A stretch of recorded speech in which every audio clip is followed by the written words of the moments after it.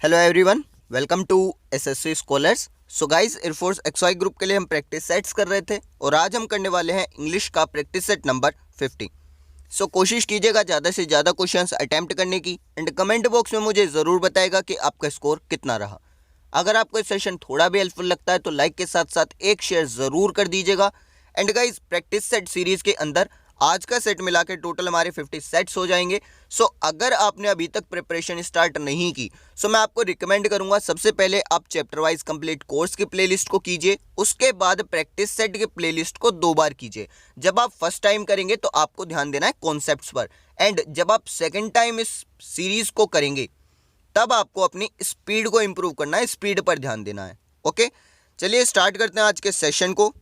Direction 1 to 3 है, choose the most appropriate response for each question. Number 1 is rectify is a synonym of. Rectify का synonym बताना है। सो इसका मतलब है किसी चीज को ठीक करना, सही करना, यानी उसे करेक्ट करना। सो रेक्टिफाई का सिनोनिम हो गया करेक्ट। ऑप्शन नंबर सी आपका करेक्ट हो जाएगा। Then number 2 is the word pandit means. Pandit का मतलब बताना है। इसका मतलब है डाकू, लुटेरा, और लुटेरे को आप जानते हैं इंग्लिश में बोलते हैं रोबर, यानी पंडित का मीनिंग हो गया रोबर। ऑप्शन नंबर बी आपका करेक्ट हो जाएगा।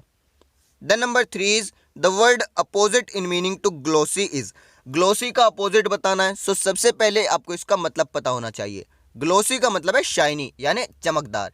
एक एग्जांपल लेंगे, मान लीजिए आप अपना फेस देख रहे हैं मिरर में, अगर मिरर साफ सुथरा है, क्लीन है, तो वो चमक मारेगा, ठीक है, यानी वो कैसा दिखेगा आपको, शाइनी, यानी ग्लोसी। अब इसका अपोजिट क्या हो जाएगा, मान लीजिए शीशा साफ नहीं है तो वो आपको कैसा दिखाई देगा, धुंधला, यानी कि शाइनी चमकदार का अपोजिट क्या हो गया, धुंधला हो गया, और धुंधले को इंग्लिश में बोलेंगे हम डल, यानी ग्लोसी का अपोजिट हो गया डल। ऑप्शन नंबर सी आपका करेक्ट हो जाएगा।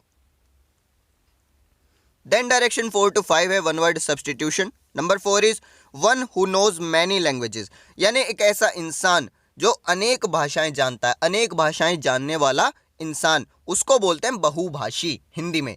इंग्लिश में उसको बोलेंगे पॉलीग्लोट, यानी ऑप्शन नंबर बी आपका करेक्ट हो जाएगा।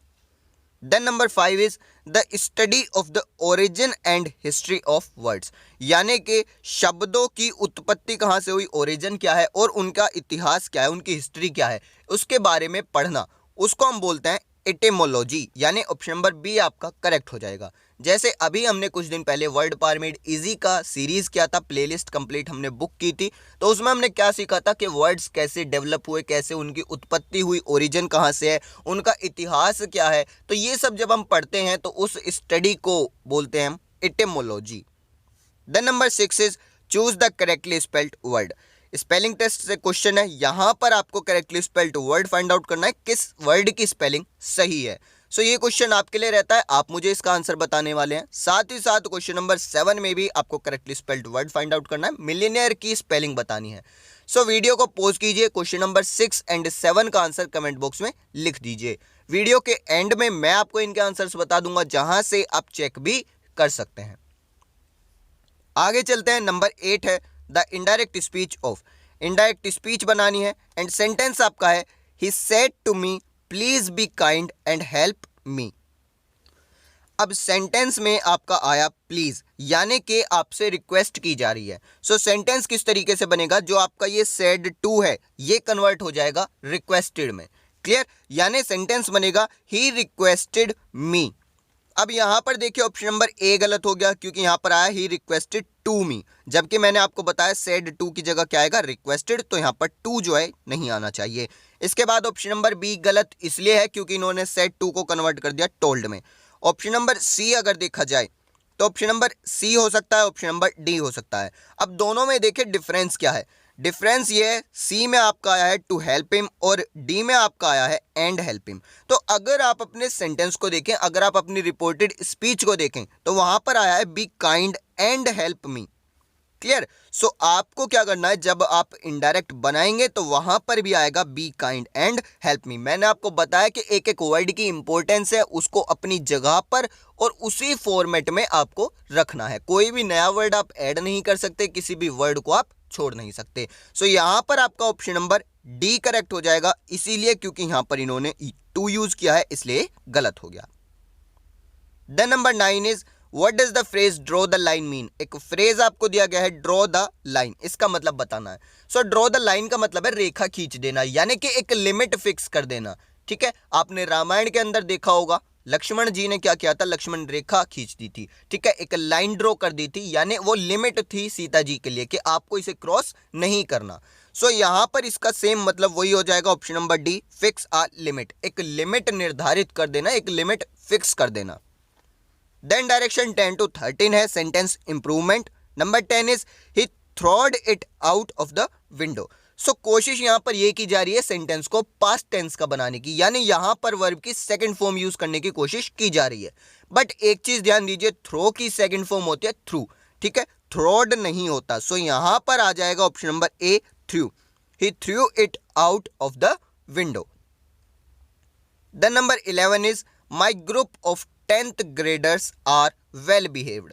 So यहाँ पर improve करना है are well behaved को। So एक चीज ध्यान दीजिए, यहाँ पर जो आपका सेंटेंस है इसमें सब्जेक्ट आपका my group है, क्लियर, और जो आपकी वर्ब है वो सब्जेक्ट के अकॉर्डिंग आती है। यानी माई ग्रुप कैसा है, सिंगुलर है प्लूरल, तो ये एक सिंगुलर नाउन है, सिंगुलर सब्जेक्ट है। सो आपकी वर्ब भी सिंगुलर आनी चाहिए, यानी आप यूज करेंगे इज का। सो आपका यहाँ पर ऑप्शन नंबर सी करेक्ट हो जाएगा, my group of 10th graders is well behaved. Clear, option number A गलत इसलिए क्योंकि यहाँ पर इन्होंने एक एक्स्ट्रा वर्ड ऐड कर दिया सो, तो हम नहीं कह सकते कि वो सो वेल बिहेव्ड है। क्लियर, हमें जितना बोला गया है हमें सिर्फ उस बात पर ध्यान देना है, सिर्फ उतने को इंप्रूव करना है। सो यहाँ पर कंफ्यूजन ये रहती है कि आपका जो यहाँ पर आर आया है ये 10th ग्रेडर्स की वजह से आया है, बट ध्यान दीजिएगा यहाँ पर जो आपका सब्जेक्ट है वो 10th ग्रेडर्स नहीं है, बल्कि सब्जेक्ट है माई ग्रुप जो कि सिंगुलर है। सो आपकी वर्ब भी सिंगुलर आएगी। Then number 12 is the patient has been discharged, यानी सेंटेंस का मतलब क्या निकल रहा है कि पेशेंट को डिस्चार्ज किया जा चुका है। सो सेंटेंस बिल्कुल करेक्ट है, पेशेंट आपका सिंगुलर है, आपकी जो हेल्पिंग वर्ब है वो भी सिंगुलर आई है, बाकी और किसी भी तरह की कोई भी एरर आपको देखने को नहीं मिल रहा। सो यहाँ पर आपका हो जाएगा option number D, no improvement, किसी भी तरह की इंप्रूवमेंट की जरूरत यहाँ पर सेंटेंस को नहीं है। Then number 13 is Karan left the house before Shyam got there. So मैंने आपको पहले प्रैक्टिस सेट में बताया था, यहां पर जो कॉन्सेप्ट है वो है पास्ट में दो काम होने का। यहां पर सेंटेंस में क्या हो रहा है, पास्ट में दो काम हो रहे हैं एक के बाद एक सीक्वेंस में। क्लियर, यानी कि जो करण है वो घर छोड़कर जा चुका था शाम के वहां पहुंचने से पहले। तो पहला काम क्या हुआ, करण घर छोड़ के चला गया, दूसरा काम क्या हुआ कि शाम वहां पर पहुंचा। तो याद रखिए पास्ट में अगर दो काम एक के बाद एक सीक्वेंस में होते हैं तो जो आपका पहला काम हुआ है, जो फर्स्ट एक्शन है वो आपका पास्ट परफेक्ट में होगा, और जो सेकंड एक्शन है वो आपका सिंपल पास्ट में होगा। सो यहां पर आपको इंप्रूव करना है फर्स्ट एक्शन को। ठीक है, ये पहला काम है और आप जानते हैं पहला काम होता है पास्ट परफेक्ट का। सो यहां पर लेफ्ट की जगह पर क्या आ जाएगा, हैड लेफ्ट, यानी ऑप्शन नंबर बी आपका करेक्ट हो जाएगा।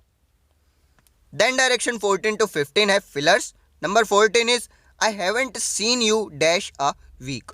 सो यहां पर आप देख पा रहे हैं, यहां पर आया है हैव और प्लस वर्ब की थर्ड फॉर्म, यानी सेंटेंस आपका है प्रेजेंट परफेक्ट का।